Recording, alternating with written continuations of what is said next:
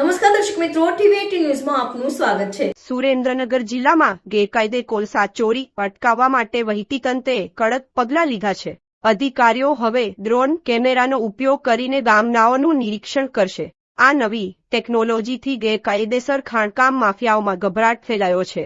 સરકારી તિજોરીને નુકસાન થતું અટકાવવા માટે ટીમ વારંવાર દરોડા પણ પાડી રહી છે। મૂળી તાલુકાના જુદા જુદા જે ગામો છે, જામવાળી, ભડુલો છે, મૂળી તાલુકાનું વસુંધરાળી છે, પેટ છે, દાંતોળિયા છે, ગઢડા છે, તો આવા ગામોની અંદર શેખરડી વગેરે ગામોની અંદર કાર્બોસેલ એટલે કે કોલસાના અગાઉ મોટા પ્રમાણમાં ગેરકાયદેસર ખનન વહન થતું હતું।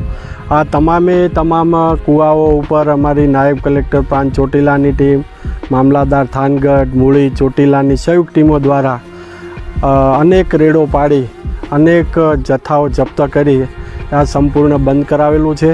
સાથે સાથે જે લાઈવ કૂવા હતા એ પણ મોટા ભાગના બુરાણ કરવામાં આવેલા છે।